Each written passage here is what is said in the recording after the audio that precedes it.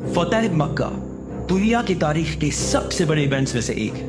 मक्का को फतह करने के 2 साल पहले मुसलमानों और काफिरों के दरमियान एक एग्रीमेंट सुलह हुदैबिया हुई, जिसका एक पॉइंट ये था कि 10 साल तक मुसलमानों और मक्का वालों के दरमियान कोई लड़ाई नहीं हुई और अरब के सारे कबीलों के पास आजादी है कि वो मुसलमानों और काफिरों में से किसी के साथ भी पार्टनरशिप कर सकते हैं। और अगर इन कबीलों में से भी किसी ने एक दूसरे पर हमला किया तो सुलह हुदैबिया खत्म हो जाएगी। बनु बकर और बनु खुज़ा एक दूसरे के बहुत पुराने दुश्मन कबीले थे। बनु बकर पावरफुल और इन्फ्लुएंशियल कबीला था, तो उन्होंने सोचा कि अब इन कमजोर मुसलमानों से क्या पार्टनरशिप करें। तो उन्होंने उस टाइम ज्यादा पावरफुल और रिच कबीले कुरैश के साथ पार्टनरशिप की। बनु खुज़ा के पास और कोई ऑप्शन नहीं था, तो उन्होंने मुसलमानों के साथ पार्टनरशिप। ये हालात सुलह हुदैबिया के टाइम पर थे, लेकिन उससे कुछ ही अरसे बाद मुसलमानों ने अरब के सबसे रिच किलों में से एक खैबर को फतह किया और उसके बाद रोमन एम्पायर से भी जंगी मुता में टक्कर ली। तो अब मुसलमानों के हालात बिल्कुल बदल गए और अब कुरैश कमजोर पार्टी बन चुकी। तो कुरैश हर टाइम इस कोशिश में रहती कि किसी भी तरह 10 साल लड़ाई ना करने की जो एग्रीमेंट है वो खत्म ना हो। लेकिन कुरैश के पार्टनर बनु बकर ने पुरानी दुश्मनी की वजह से मुसलमानों के दोस्त बनु खुज़ा के काफी लोगों को रात के अंधेरे में कत्ल कर दिया। बनु खुज़ा कमजोर थे, तो वो सीधा रसूलुल्लाह सल्लल्लाहु अलैहि वसल्लम के पास आए और उनसे मदद मांगी। मक्का वालों को जब इस बात का पता चला तो वो बहुत डर गए और उन्होंने फौरन अबू सुफियान को मदीना भेजा। अबू सुफियान जैसे ही मदीना पहुंचा वो सीधा अपनी बेटी उम्मे हबीबा के घर गया, जो रसूलुल्लाह सल्लल्लाहु अलैहि वसल्लम की वाइफ, जिन्होंने अपने बाप और खानदान के खिलाफ जाकर इस्लाम कबूल किया था। जैसे ही अबू सुफियान अपने बेटी के घर में दाखिल हुए तो उनकी बेटी ने कारपेट हटा दी।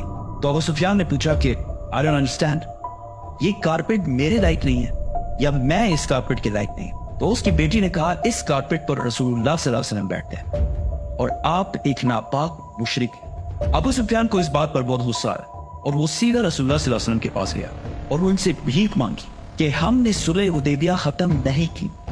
लेकिन रसूलुल्लाह सल्लल्लाहु अलैहि वसल्लम ने उसकी बात नहीं मानी। फिर वो अबू बकर रज़ियल्लाहु तआला अन्हु के पास गया और उनसे भीख मांगी। फिर उमर रज़ियल्लाहु तआला अन्हु, फिर अली रज़ियल्लाहु तआला अन्हु, सबके पास जाकर उन्होंने भीख मांगी, लेकिन किसी ने भी उनकी बात नहीं मानी। अबू सुफियान ने इसके बाद सीधा मक्का पे और सबको बताया कि अब हमें बचाने वाला कोई नहीं, सुलह हुदैबिया खत्म हो चुकी। लेकिन मक्का वालों ने मुसलमानों की तरफ से इतनी जल्दी हमला एक्सपेक्ट नहीं किया। मदीना में रसूलुल्लाह सल्लल्लाहु अलैहि वसल्लम ने किसी को भी बताए बगैर हमले की तैयारियां शुरू कर और किसी को भी नहीं बताया कि हमला कब, कहां और किस पर हो रहा है। इवन हजरत अबू बकर रज़ियल्लाहु तआला अन्हु ने अपनी बेटी आयशा रज़ियल्लाहु तआला अन्हा से पूछा, तो हजरत आयशा रज़ियल्लाहु तआला अन्हा ने भी कहा कि आई हैव नो आइडिया। रसूलुल्लाह सल्लल्लाहु अलैहि वसल्लम ने अरब के लोगों को और कंफ्यूज करने के लिए एक छोटी फौज मदीना से मक्का की बजाय रोमन एम्पायर की तरफ रवाना की, ताकि लोगों को लगे कि मुसलमान रोमन एम्पायर पर हमला कर रहे हैं, मक्का वो कोई कुछ नहीं कह रहा। लेकिन रसूलुल्लाह सल्लल्लाहु अलैहि वसल्लम के एक बहुत ही ट्रस्टेड सहाबी हातिब ने मक्का वालों को एक लेटर लिखा कि मदीना में हमले की बहुत जोरों शोर से तैयारी हो रही और हो सकता है मुसलमान मक्का पर हमला करें। और ये खत उसने एक औरत को दिया कि वो मक्का तक पहुंचाए, लेकिन रसूलुल्लाह सल्लल्लाहु अलैहि वसल्लम को अल्लाह की तरफ से पहले ही बता दिया गया। तो उन्होंने अली रज़ियल्लाहु तआला अन्हु को इस औरत को रोकने के लिए भेजा। हजरत अली रज़ियल्लाहु तआला अन्हु ने उस औरत को रोक लिया और उसे कहा, लेटर। उस औरत ने कहा, लेटर? मेरे पास कोई लेटर नहीं है। तो हजरत अली रज़ियल्लाहु तआला अन्हु ने कहा कि ये रसूलुल्लाह सल्लल्लाहु अलैहि वसल्लम ने कहा है, तो अब ये हो नहीं सकता कि तुम्हारे पास लेटर ना हो। लेटर। हजरत उमर रज़ियल्लाहु तआला अन्हु ने कहा कि मैं इसका सर काट के उधर फेंक देता, लेकिन उस सहाबी ने कहा कि मैंने सिर्फ अपने बच्चों को बचाने के लिए ऐसा किया जो मक्का में रहते। तो रसूलुल्लाह सल्लल्लाहु अलैहि वसल्लम ने इस सहाबी को माफ कर दिया। 5 हिजरी में मक्का से 10,000 लोग मदीना फतह करने के लिए आए थे और अब सिर्फ 3 साल बाद मदीना से 10,000 लोग मक्का फतह करने के लिए रवाना। रसूलुल्लाह सल्लल्लाहु अलैहि वसल्लम का इंटेलिजेंस का निजाम इतना जबरदस्त था कि मुसलमान बिल्कुल मक्का के पास पहुंच गए और मक्का वालों को पता भी नहीं चला।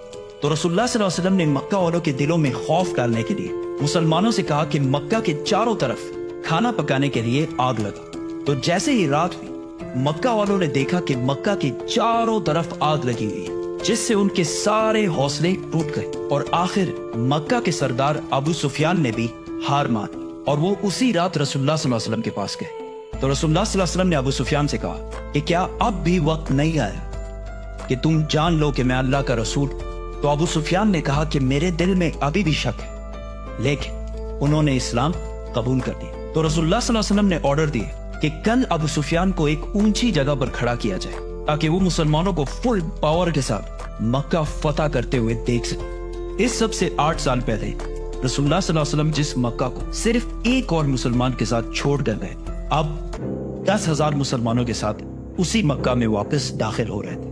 خالد بن ولید رضی اللہ تعالیٰ عنہ ساؤتھ اور زبیر بن عوام رضی اللہ تعالیٰ عنہ لیفٹ سائڈ سے مکہ میں داخل ہوئے، اور رسول اللہ صلی اللہ علیہ وسلم نے ان کو کلیئر آرڈرز دے دیے کہ کسی کو بھی بے وجہ قتل نہیں کرنا۔ ابو سفیان نے اس اونچی جگہ سے مسلمانوں کی فوج کی طاقت دیکھنے کے بعد کہا کہ اب ہمارے بھائی کے بیٹے کو دنیا میں کوئی بھی نہیں روک سکتا۔ کچھ لوگوں نے پھر بھی لڑائی کرنے کی کوشش کی، لیکن خالد بن ولید رضی اللہ تعالیٰ عنہ نے انہیں رسول اللہ صلی اللہ علیہ وسلم اللہ کا بہت شکر ادا کرتے ہوئے مکہ میں داخل ہوئے، اور جب وہ کعبہ کے پاس پہنچے تو کعبہ کا دروازہ بند، تو انہوں نے علی رضی اللہ تعالیٰ عنہ کو عثمان بن طلحہ کے پاس بھیجا، کیونکہ کعبہ کی چابی بہت صدیوں سے عثمان بن طلحہ کے خاندان کے پاس تھی۔ حضرت علی رضی اللہ تعالیٰ عنہ نے ان سے جب چابی کا پوچھا تو انہوں نے انکار کر دیا، تو حضرت علی نے ان سے زبردستی چابی چھین لی۔ رسول اللہ صلی اللہ علیہ وسلم جب کعبہ میں داخل ہوئے تو انہیں اللہ کی طرف سے بتایا گیا کہ کعبہ کی چابی واپس اس کافر عثمان بن طلحہ کو دی جائے، تو حضرت علی رضی اللہ تعالیٰ عنہ نے ان سے معافی مانگی اور چابی ان کو واپس کر دی، اور وہ مسلمان ہو گئے۔ اور رسول اللہ صلی اللہ علیہ وسلم نے عثمان بن طلحہ سے کہا کہ یہ کعبہ کی چابی تمہارے اور تمہاری اولاد کے پاس قیامت تک رہے گی، اور اس چابی کو تمہارے خاندان سے صرف ایک ظالم بھی چھینے، اور آج تک 1400 سال بعد بھی یہ چابی اسی خاندان کے پاس ہے، کیونکہ یہ خاندان کوئی عام خاندان نہیں ہے۔ ابراہیم علیہ السلام نے جب کعبہ بنایا تو کعبہ کی چابی انہوں نے اسماعیل علیہ السلام کو دی، اور اسماعیل علیہ السلام نے یہ چابی اپنے بیٹوں کو دی، اور ایسا سلسلہ چلتا رہا۔ آخر عرب کے ایک قبیلے نے ابراہیم علیہ السلام کے خاندان سے یہ چابی چھین لی، پھر اس قبیلے سے یہ چابی ایک اور قبیلے نے چھین، اور آخر یہ چابی قریش کے پاس آئی جو اسماعیل علیہ السلام کی پیور اولاد تھی۔ اس طرح یہ چابی واپس ابراہیم علیہ السلام کے خاندان کے پاس آئی، اور اسی لیے رسول اللہ صلی اللہ علیہ وسلم نے یہ چابی اسی خاندان کے پاس رہنے دی، تاکہ قیامت تک کعبہ کی خیال رکھنے کی ذمہ داری ابراہیم علیہ السلام کے خاندان کے پاس ہی رہے، اور آج تک یہ چابی اسی خاندان کے پاس ہے۔ رسول اللہ صلی اللہ علیہ وسلم نے کعبہ کے اندر موجود 360 بتوں کو توڑ دیا اور مکہ کو ایک ہولی سٹی ڈکلیئر کیا کہ مکہ میں کوئی بھی لڑائی نہیں کرے گا۔ لیکن بہت سال بعد ایک مسلمان حجاج بن یوسف نے اسی مکہ پر توپوں کے ساتھ حملہ کیا۔ یہ سٹوری بھی پھر کریں گے تو سبسکرائب۔ مدینہ کے انصار اس خوف میں تھے کہ مکہ فتح ہونے کے بعد رسول اللہ صلی اللہ علیہ وسلم ان کو چھوڑ کر اپنی نیٹو سٹی مکہ کو اپنا کیپٹل بنائے۔